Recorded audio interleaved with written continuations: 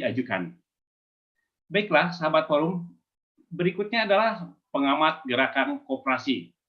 Beliau juga salah satu pengawas Pinbook.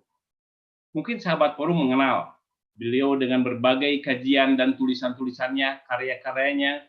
Beliau akan berbagi dengan terkait peran strategis usaha simpan pinjam dan pembiayaan syariah koperasi sebagai pilar utama perekonomian Indonesia. Prospek, prasyarat, peluang, dan kendalanya. Mari kita sambut Dr. Ahmad Subagio. Kepada Pak Ahmad Subagio, saya persilakan, Pak. Bismillah. Assalamualaikum warahmatullahi wabarakatuh. Waalaikumsalam warahmatullahi wabarakatuh. Yang saya hormati, saya muliakan Al-Mukarram semuanya, Mas Ridho, MC, Pak Maman, Pak Tunggal Rogim, Pak Sesmen, semua yang hadir dalam forum ini, mudah-mudahan semua dalam keadaan sehat. Amin. Terlihat. Baik, ini ada sedikit tulisan, tapi sebetulnya agak panjang, tapi mudah-mudahan bisa mewakili isi pemikiran saya yang sederhana ini. Saya kasih judul Dialektika Koperasi. Barangkali kita sudah sempat mengikuti, membahas tadi yang sudah disampaikan oleh para narasumber sebelumnya. 3 poin yang ingin saya sampaikan, saya ingin mengantarkan yang pertama, yang kedua terkait dengan data dan fakta, hasil dari research, kemudian yang ketiga adalah mencoba untuk memberikan sebuah solusi dan rekomendasi. Oke, ini yang pertama. Saya melihat bahwa untuk memahami koperasi ini kita bisa lihat dari 4 dimensi. Jadi kalau yang kita dengar tadi dari dari otoritas dan dari regulator itu adalah melihat koperasi dari perspektif hukum. Karena koperasi ini bisa dipahami dari definisi hukum dan berserta dengan turunan aturannya, bisa juga dipahami dari aspek lain. Nah, kebetulan nanti saya akan melihat dari aspek akademik. Ketika kita mendengar tadi pemaparan dari Mas Maman itu adalah melihat koperasi dari aspek ekonomi ketika bicara tentang sebetulnya apa yang dibutuhkan, sebetulnya bagaimana menjalankan, bagaimana ada keinginan dari masyarakat untuk terpenuhi kebutuhannya, dan bagaimana menyediakannya. Ini adalah bicara koperasi dari perspektif ekonomi. Nah, kalau dari sisi pemerintah sebagai penguasa tentunya memiliki melihat koperasi ini sebagai aspek politis untuk mencapai tujuan-tujuan negara. Di mana kita tahu persis bahwa ada 3 tujuan pemerintah. Yang pertama adalah pertumbuhan ekonomi. Jadi pemerintah ingin mendorong bahwa ada pertumbuhan ekonomi yang berkelanjutan. Kemudian yang kedua adalah bicara tentang pemerataan dan keadilan, agar masyarakat semuanya ikut partisipasi dan mendapatkan keadilan ekonomi di dalamnya. Itu adalah suatu idealita. Dan yang kemudian yang ketiga adalah bicara tentang stabilitas, agar stabil, tidak terjadi pergolakan atau volatil yang sangat tinggi. Nah, sementara mungkin dari aspek ini sebagai narasumber saat ini adalah bagaimana melihat koperasi secara etis dan rasional. Jadi mencoba untuk menjadi jembatan dari berbagai kepentingan yang berharap nanti bisa memberikan sebuah pandangan yang agak sedikit objektif begitu. Baik, saudara sekalian, perjalanan koperasi kita ini sebetulnya sangat panjang. Kalau kita lihat dari mulai tahun 60-an ketika muncul Undang-Undang Nomor 12 tahun 67, koperasi ini kan sebagai organisasi ekonomi.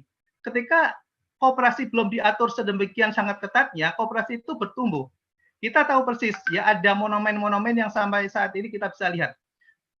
Nanti kita bisa lihat antara relasi antara kebijakan regulasi dengan kondisi ekonomi koperasi yang kemudian berjalan di tengah-tengah masyarakat. Oke. Kemudian yang kedua, koperasi dilihat dari perspektif Undang-Undang tahun 92 yang diterbitkan, yaitu 25.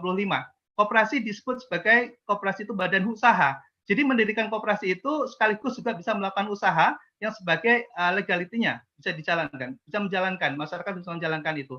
Dan konsekuensinya nanti berdampaknya seperti apa? Ini kalau kita panjang, kita rentet akan sangat panjang dan sangat indah sekali kalau kita lihat. Di tahun 60-an kita tahu persis berdiri gabungan koperasi batik Indonesia. Ada koperasi gabang susu, ada koperasi yang bergerak di sektor perikanan, di Pekalongan itu ada sangat besar. Dan kemudian monumen-monumen itu saat ini kita bisa lihat. Kemudian bagaimana relasinya dengan aturan pada saat itu?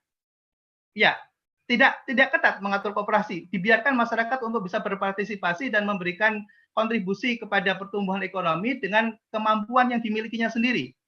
Ini suatu fenomena. Nah, kemudian pada tahun 2000-an ketika koperasi bergerak dan kemudian masuk ke sektor keuangan, maka di situ juga bertumbuh cukup signifikan dari tahun 90-an awal sampai kemudian tahun 2000, kemudian 2000 pertengahan, 2005 dan seterusnya itu mulai decline lagi, turun lagi dan kemudian semakin mengecil. Ini nanti koperasi jumlahnya kemungkinan dalam rasio proyeksi saya itu akan semakin mengecil terus gitu. Tidak akan bisa bertumbuh banyak gitu. Kalau kemudian aturan dan ketentuan yang diberlakukan kemudian semakin ketat.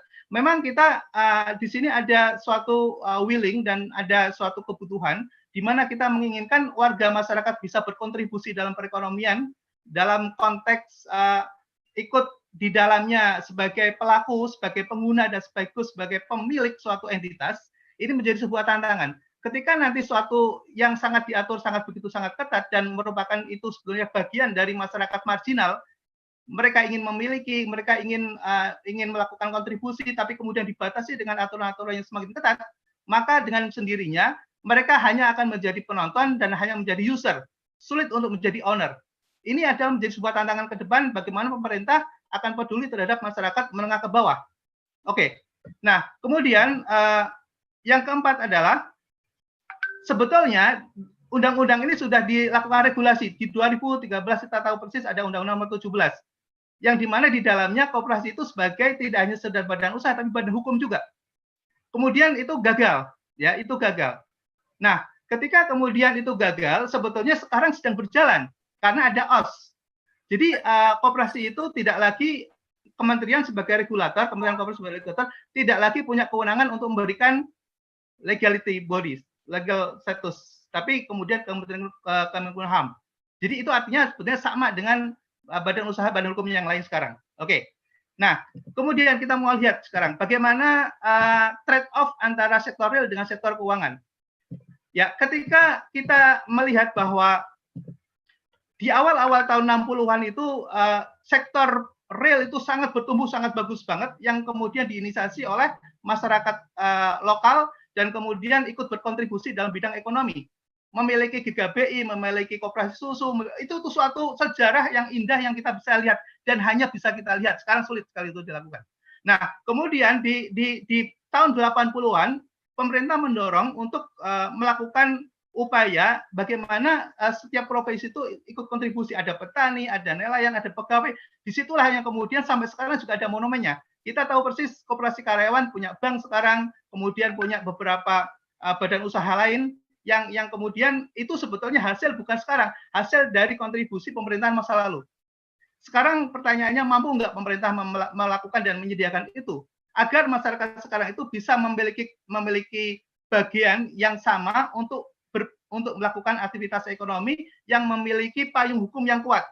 Oke, ini tantangan. Nah, kemudian kita tahu persis tahun 90-an itu muncul sektor keuangan yang kemudian bertumbuh. Grafiknya itu bertumbuh sangat signifikan, ya. Di situ kontribusi masyarakat luar biasa. Kita tahu persis bahwa koperasi ini yang mengambil risiko adalah masyarakat sendiri, bukan pemerintah. Koperasi tidak pernah dapat bantuan BLBI, nggak pernah. Jadi sebetulnya ketika berkooperasi, masyarakat itu menanggung risiko sendiri.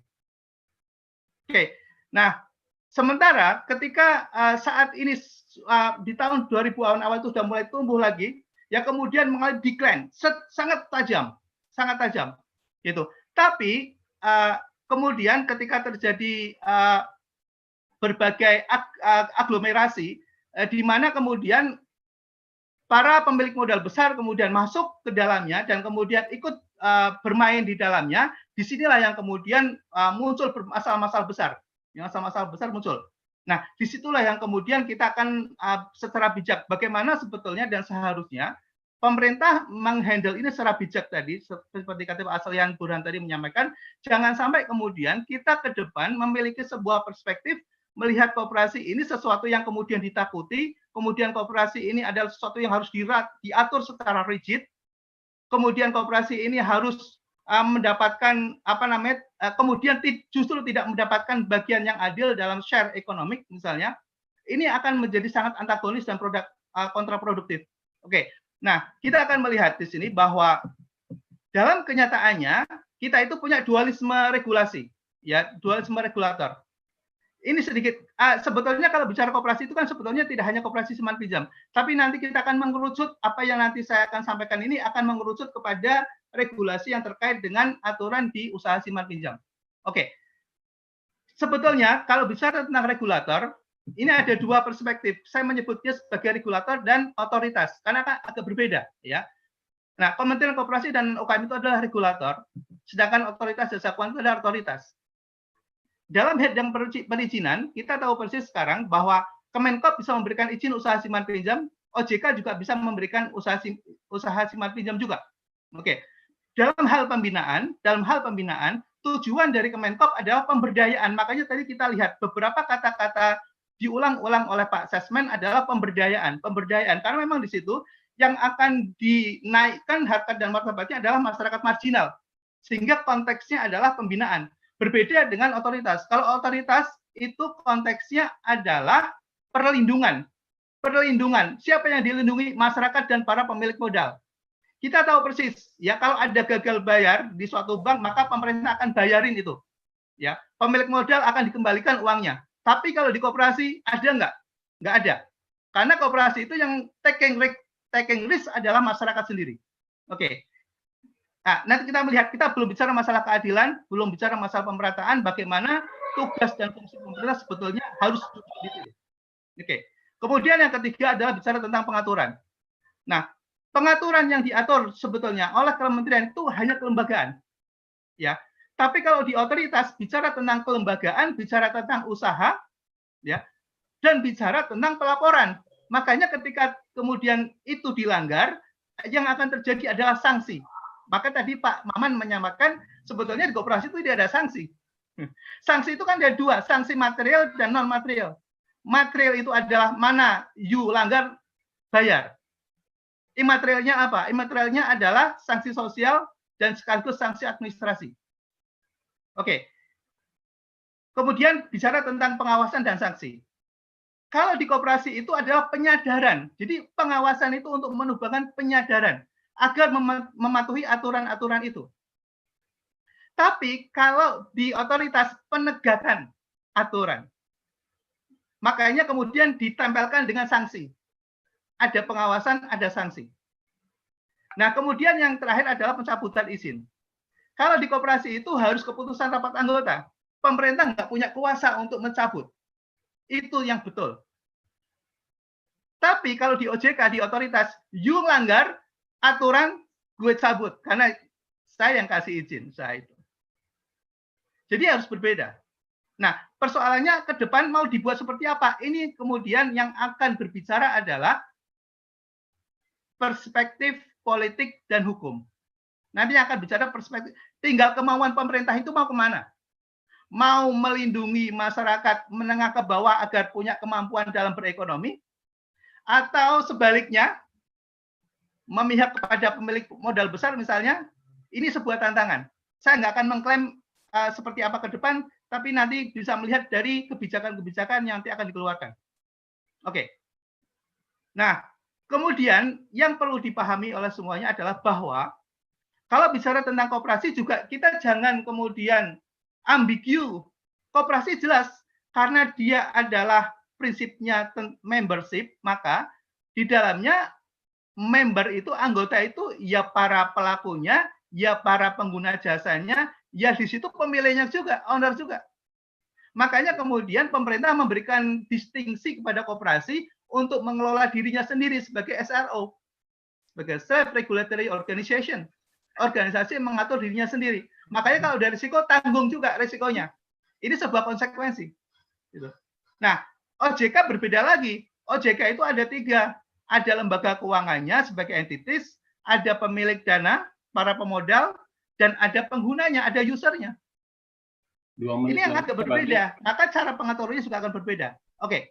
Nah, saudara sekalian, ini konsekuensinya. Nah, pertanyaannya, anggota member itu siapa? Member koperasi itu siapa? Member itu kalau kita tengok di PP nomor 9 tahun 95, kemudian kita tengok juga aturan turunannya, itu ada 5. Yang pertama, yang namanya anggota itu harus terdaftar di buku anggota. Yang kedua itu dia juga bayar kewajiban, simpanan pokok, simpanan wajib. Yang ketiga, dia punya hak untuk ikut rapat anggota. Yang keempat adalah dia memilih dan bersedia untuk dipilih menjadi pengurus. Dan yang terakhir adalah dia mendapatkan bagian dari SHU. Jadi kalau ada mengaku anggota tidak dapat SHU, bukan anggota juga. Oke, kita nggak akan diskusi ini. Ini hanya sekedar mengantarkan bahwa konsekuensi dari koperasi adalah keanggotaan membership. Oke, nah saudara sekalian. Lagi, Pak Bagio, mohon maaf. Ya. 1 menit lagi. Aduh, materi saya ada 32 halaman, Pak Rido. Waktu terbatas, nanti kita bisa gali hal lain. Oke. Nggak apa-apa. Ini akhirnya ada dua pengaturan ya, pengaturan koperasi dan pengaturan LKM. Oke, saya nggak akan bahas ini, tapi sebetulnya saya ingin memberikan sebetulnya data dan fakta. Hasil dari riset yang dilakukan oleh Bank Dunia, kemudian saya ikut terlibat di dalamnya dari tahun 2011 sampai tahun kemarin 2019 gitu. Ada yang sangat menarik sebetulnya yang kadang tidak diketahui oleh para regulator. Yang pertama yang ingin saya sampaikan adalah bahwa di Indonesia itu ada 7 model bisnis koperasi dan itu harus dipahami dan bagaimana cara mengatur regulasinya tidak boleh generik. Kalau generik akan mematikan yang lain. Misalnya kita mengacu pada kredit union, maka BMT akan mati. Kalau kita menganut misalnya pada prinsip partnership misalnya, maka yang lain akan mati. Jadi kita harus wise, kita harus paham dan kemudian bagaimana mengendalikan dan menumbuhkan serta menjaga melindunginya. Ini butuh kearifan. Kalau tidak, maka ini akan menjadi korbannya menjadi banyak sekali. Ya, koperasi bisa hancur dan tinggal seberapa persen nanti dari sisa itu. Oke. Dan kemudian saya nggak akan bahas semuanya. Ini sebetulnya saya ingin memberikan hasil riset bahwa koperasi, Bapak Ibu sekalian, kontribusi koperasi terhadap inklusi keuangan lebih besar dibandingkan dengan perbankan. Perbankan dalam hal akses pinjaman hanya 19,7%. Koperasi itu sampai 36%. Artinya koperasi kontribusinya terhadap inklusi besar banget gitu. Kemudian yang kedua, bahwa orang di Indonesia melakukan akses terhadap layanan keuangan, koperasi itu 72%. Jadi sebelum mendapatkan layanan keuangan di sektor formal, itu berhubungan dulu dengan koperasi. Jadi koperasi itu sangat berjasa sekali. Makanya kalau kemudian koperasi dibuat bonsai dan kemudian kita nggak bisa mampu mendorong itu, maka sangat kontraproduktif. Banyak hal yang ingin saya sampaikan Pak Ridho, tapi mohon maaf nanti mudah-mudahan ada kesempatan yang lain. Saya memahami sekali ini waktunya sangat terbatas. Tapi terakhir mungkin saya skip aja nih semuanya. Ada tantangan. Saya pernah menyampaikan tantangan ini sebelum Sedo Benken itu terjadi pada saat rapat KNKS. Saya diundang oleh Pak Bagus. Saya menyampaikan bahwa kita menghadapi sebuah tantangan yang luar biasa. Salah satunya adalah bahwa lembaga keuangan non koperasi dan non-bank itu mendapatkan privilege yang luar biasa. Dalam hal teknologi, dalam hal akses pengembangan produk, itu luar biasa. Ya, tapi koperasi ketika tidak diatur, maka berarti koperasi akan diatur oleh otoritas jasa keuangan. Persoalannya, regulator punya tanggung jawab tidak terhadap moral koperasi ini. Kalau tidak, habis. Ya, kalau tidak habis, you pengembangan produk melanggar. You pakai teknologi melanggar. Kalau itu terjadi, maka habis koperasi. Oke. Nah, saya kira saya ingin banyak hal yang ingin saya sampaikan, ya. Tapi rekomendasi saya adalah bahwa kita tahu persis pengawasan itu punya 3 orientasi: stabilitas, melindungi masyarakat, dan jangan sampai terjadi adanya sistem risk. Oke. Dan kemudian ini rekomendasi saya terakhir adalah bahwa koperasi jangan khawatir dan jangan takut untuk menggunakan teknologi. Karena setiap momen itu ada, tadi saya ceritakan, di tahun 60-an itu adalah sektor produksi momennya luar biasa, sampai sekarang ada monumennya. Tahun 90-an ketika ada undang-undang baru itu muncul monumen, banyak koperasi simpan pinjam berdiri, dan sekarang kita bisa lihat ada Sidogiri, ada macam-macam, itu hasil dari regulasi tahun 90-an. Dan sekarang pertanyaannya, regulasi apa yang bisa mendorong agar koperasi punya legacy tahun anak-anak milenial kita nikmati. Terima kasih. Assalamualaikum warahmatullahi wabarakatuh. Waalaikumsalam warahmatullahi wabarakatuh. Luar biasa Pak Ahmad Subagio. Terima kasih. Ini paparan yang luar biasa yang begitu banyak ingin disampaikan, tapi mohon maaf hadirin sahabat forum yang berbahagia karena memang waktu terbatas.